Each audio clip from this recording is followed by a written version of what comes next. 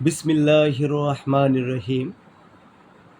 আমরা প্রতিদিন সূরাতুল ফাতিহা পাঠ করে থাকি। আসলে অনেকেই বুঝি, অনেকেই বুঝি না। আল্লাহ যেন আমাদের সবাইকে সঠিকভাবে বোঝার তৌফিক দান করেন। সকলে বলি আমিন।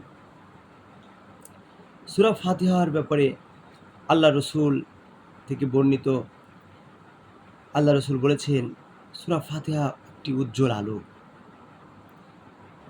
একবার জিবরাইল আলাইহিস সালামের সঙ্গে বসেছিলেন নবীজি। এমন সময় আসমানের একটি দরজা খোলার আওয়াজ শোনা গেল। এই দরজাটার এর আগে কখনো খোলা হয়নি।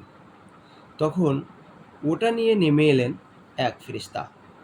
নবীজিকে সালাম দিয়ে বললেন, ইয়া রাসূলাল্লাহ, ইয়া হাবিবাল্লাহ, হে আল্লাহর নবী, দুটো আলোর সুসংবাদ গ্রহণ করুন। তাহলে সূরা ফাতিহা হলো আলোর সুসংবাদ। যে আলো দুটো শুধু আপনাকেই দেওয়া হয়েছে, আপনার আগে কোনো নবীকে দেওয়া হয়নি। একটি হলো সূরাতুল ফাতিহা, আর অন্যটি সূরা বাকারার শেষ কয়েকটি আয়াত। ওখান থেকে একটি হরফ পাঠ করলেও বিনিময়ে আপনাকে প্রতিদান দেওয়া হবে। মুসলিম শরীফ 806।